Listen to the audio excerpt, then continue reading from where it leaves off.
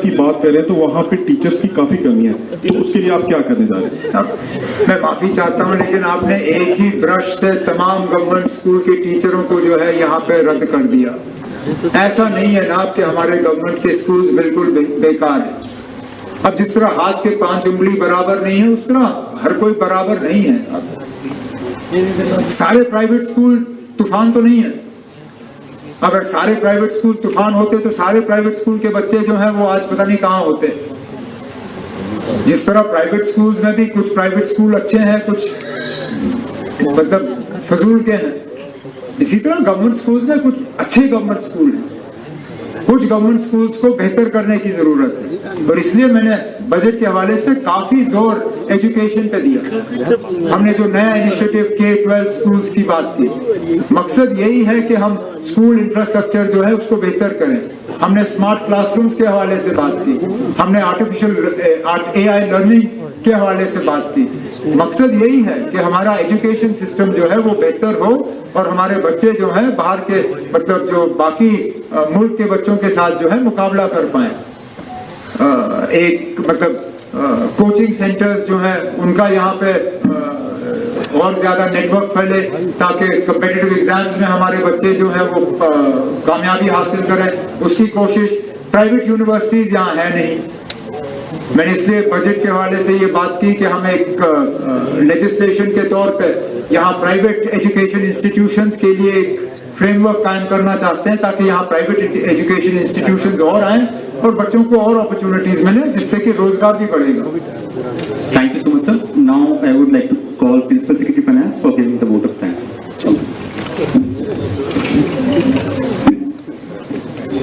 Agers और इनकी बात है, उनके लिए पॉलिसी हमें बनानी होगी। पहले तो ये है कि हमें उनका नंबर तय करना होगा, क्योंकि आप जिससे बात करें नंबर बदलता रहता है। कहीं पे भी एक नंबर हमारे पास है नहीं। जब हमारे पास नंबर होगा उसके बाद उनके लिए हमें क्या पॉलिसी बनानी होगी वो हम तय कर सकते हैं, लेकिन जरूर उनके लिए कुछ ना कुछ तो करना ही होगा। और जहां तक आपने AAY और BPL वाली बात की, जैसे मैंने शुरू में कहा, हमारा फर्ज है कि जो सबसे ज्यादा मदद के हकदार हैं उनको मिलना चाहिए। तो इस बजट में सोच समझ के हमने AAY को जो है मदद की। अब आगे जाके जैसे हमारी माली हालत जो है बदल जाएगी, जिस तरह वो नए प्रोजेक्ट्स, पावर प्रोजेक्ट्स हमारे जो ऑन स्ट्रीम आ जाएंगे, उससे हमारी कमाई बढ़ेगी, और कुछ इकदाम उठाए जाएंगे जिससे हमारी कमाई बढ़ेगी। उसमें फिर हम जो BPL कैटेगरी के लोग हैं उन्हें भी जो फायदे गवर्नमेंट की तरफ से मिलने चाहिए उनको भी इनमें शामिल किया जाएगा। Next on that side, please.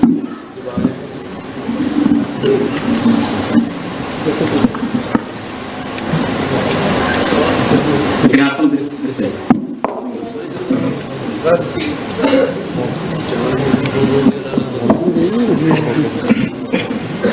Good evening sir. Sir मेरा दो छोटे क्वेश्चन है। एक क्वेश्चन है कि क्या सरकार NPS एम्प्लॉइज के लिए ओल्ड पेंशन स्कीम जो है रिस्टोर करेगी, नंबर 1। नंबर 2 ये है कि आपने अपने बजट में काफ़ी वेलफेयर मेजर जो अनाउंस किए हैं, क्या जो एक्रेडिटेड और नॉन एक्रेडिटेड जर्नलिस्ट है उनके लिए भी कोई वेलफेयर मेजर अनाउंस करेगी सरकार, just like pension, insurance etcetera इत्यादि।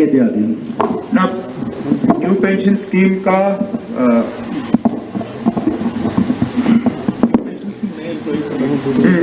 जो पुराने वाले हैं वो तो ओल्ड पेंशन स्कीम पे हैं, उसमें तो कोई बदलाव नहीं है। ओल्ड पेंशन स्कीम के मुलाजिम जो है वो ओल्ड पे रहेंगे, जो नए मुलाजिम लगे हैं वो न्यू पेंशन स्कीम पे होंगे, और इसमें कोई बदलाव लाने की बात नहीं है।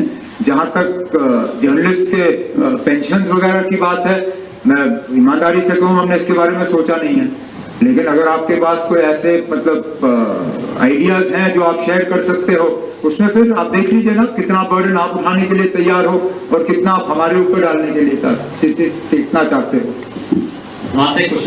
फिलहाल प्रेस क्लब की मैंने बात की, क्योंकि हम चाहते हैं कि एक वाइब्रेंट प्रेस जो है वो कायम हो।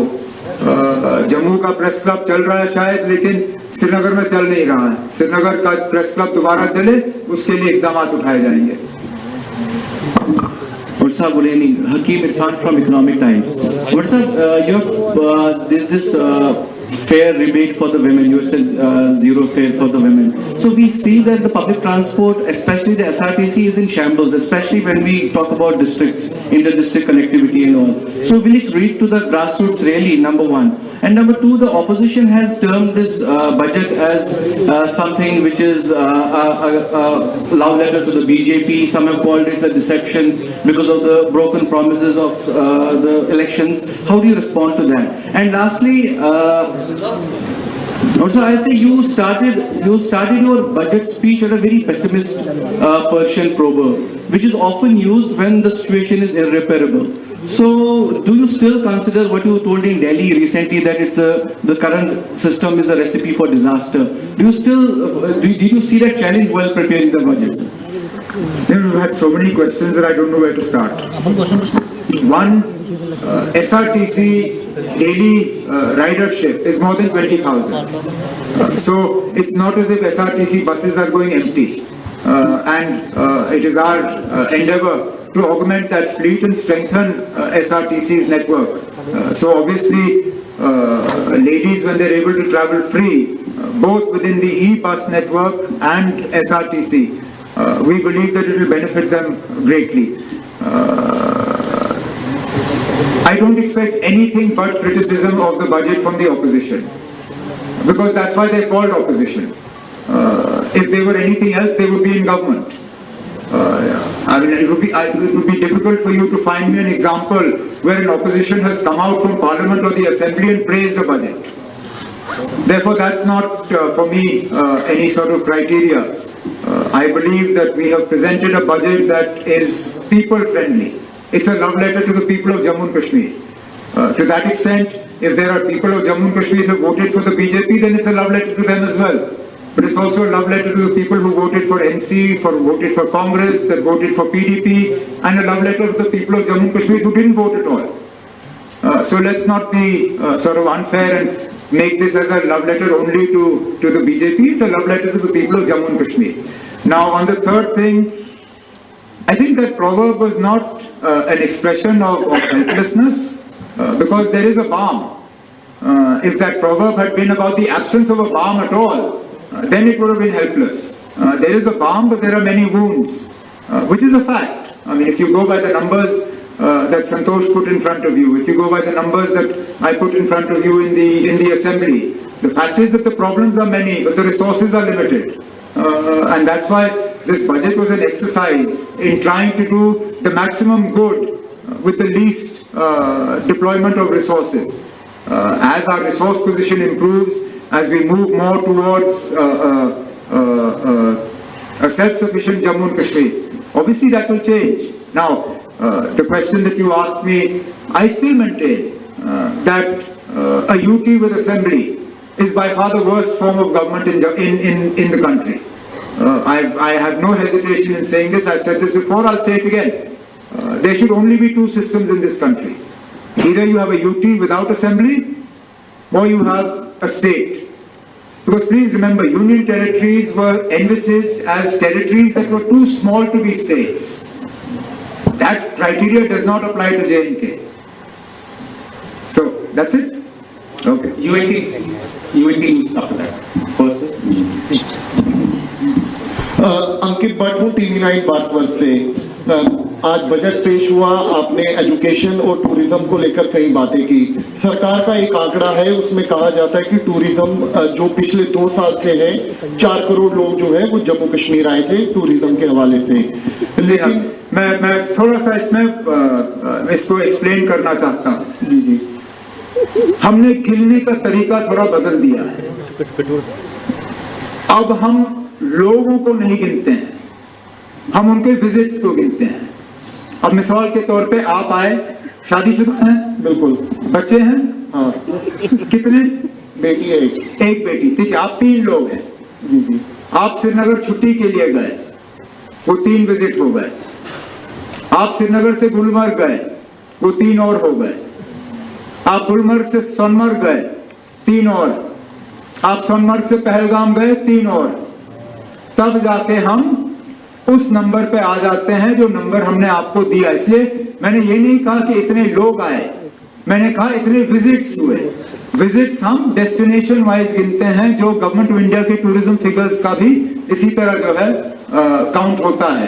तो हम ये नहीं कह रहे हैं कि यहाँ 4 करोड़ लोग आए, हम ये कह रहे हैं कि इतने विजिट्स हुए, इतने साइट्स पे जो है लोग आए। ठीक है सर, मेरा सवाल ये है कि क्योंकि कश्मीर में टूरिस्ट आ भी रहे हैं, जम्मू में श्री माता वैष्णो देवी में आ रहे हैं, लेकिन जैसे रजौरी पुंछ है, पीर पंचाल इलाका है, आने वाले समय में गवर्नमेंट किस तरीके से प्लान करने वाली है ताकि टूरिज्म के हवाले से इन इलाकों में ज्यादा से ज्यादा लोग टूरिस्ट आ सके। दूसरा अहम सवाल ये है कि जब आपका मैनिफेस्टो आया उसमें कहा गया कि 200 यूनिट फ्री दी जाएगी। आपकी सरकार बनी, कई बार सवाल भी उठे कि 200 यूनिट कब फ्री मिलेंगे। आज बजट पेश किया गया, आपने बताया कि 200 यूनिट दिए गए हैं AAY कैटेगरी को। क्या जम्मू कश्मीर की जितनी भी जनता, उनके लिए आपने ओपन फॉर ऑल क्यों नहीं किया 200 यूनिट? जहां तक पहुंचना होगा पहुंच जाएंगे। फिलहाल जहां सबसे ज्यादा जरूरत है पहले तो वहां देना चाहिए, आगे जाके। और वैसे भी अगर आप देखें, हम 200 यूनिट से कहीं गुना ज्यादा बिजली जो है मुफ्त दे रहे हैं। अगर आप देखें हम कितने रुपए की बिजली खरीदते हैं और कितना हम हासिल करते हैं, तो वो 200 यूनिट से कहीं गुना ज्यादा है। लेकिन उसके बावजूद हम आज भी अपनी जगह कायम हैं कि सबसे ज्यादा जो डिजर्विंग लोग हैं उन्हें जो है इस 200 यूनिट्स मुफ्त बिजली का फायदा जो है हम पहुंचाएंगे। शुरुआत हमने AAY से की है, आगे जाके जैसे जैसे हमारी माली हालत बेहतर होगी इसका दायरा जो है और बढ़ा दिया जाएगा। जहां तक आपने टूरिज्म के हवाले से बात की, मैं भी मानता हूं कि जम्मू में टूरिज्म का दायरा जो है वो बढ़ाना होगा। इसके लिए पहले जिन इलाकों के हवाले से आपने बात की, वहां की कनेक्टिविटी बेहतर करनी होगी, उन खूबसूरत इलाकों तक हमें सही सड़क पहुंचाने होंगे। और फिर जो हमारा स्प्रेड प्रोग्राम है टूरिज्म का जो है बढ़ाने का, उसके तहत कुछ नए डेस्टिनेशन जम्मू के जो हैं उसमें शामिल किए जाएंगे। अगला गुड इवनिंग सर, मेरा नाम समीक्षा है, यूनिवर्सल न्यूज टाइमलाइन से। सर पहले तो आपका शुक्रिया करेंगे कि आज जो महिलाओं के लिए ई-बसेस की आज आपने फ्री सुविधा निकाली है, उसके लिए आपका शुक्रिया। मेरा सवाल रहेगा विस्थापित कश्मीरी पंडितों को लेकर। सर आपके मैनिफेस्टो में तीसरा पॉइंट था कि विस्थापित कश्मीरी पंडितों को जो है वो घाटी में वापस लाया जाएगा, लेकिन अगर आज बजट की बात करें तो उसमें जो है विस्थापित कश्मीरी पंडितों को लेकर जो है कोई भी बात जो है वो नहीं हुई।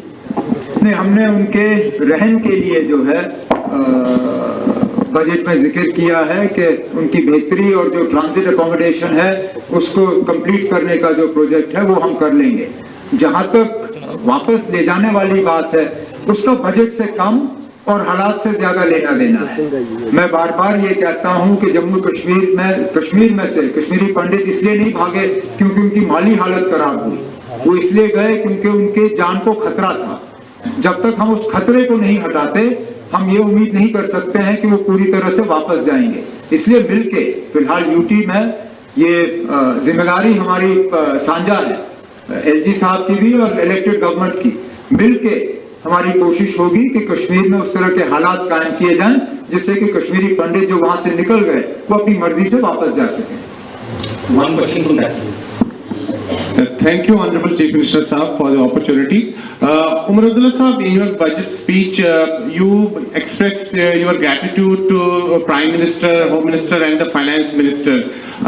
You held many discussions with them before you presented the budget. Were you able to extract enough from them when it came to the funds, or you feel that you could have done more? Question number one. And my second. Go ahead. My second question is something very important about the statehood, because during those meetings you also discussed the restoration of statehood, and after that you spoke to the media, you said that you did raise that issue. Umar Saab, I just want to know that was there any solid assurance given to you about the time, any time frame was given for the restoration of statehood? We're working on a time frame, but I don't think it would be appropriate for me to talk about it at this point in time. Needless to say, it is work in progress. That is the answer to the second part of your question. As to the first part of the question, let's be honest. I can always do with more money. No matter how much Government of India gives Jammu and Kashmir, I can always find ways of spending more. But I'm extremely grateful for what we have. So I don't want to in any way sound ungrateful by saying कि ना हमें और मिलना चाहिए था. जितना मिलेगा हम खर्च करेंगे, लेकिन जितना अभी तक मिला है उसके लिए हम शुक्रगुजार हैं. एक क्वेश्चन यहाँ से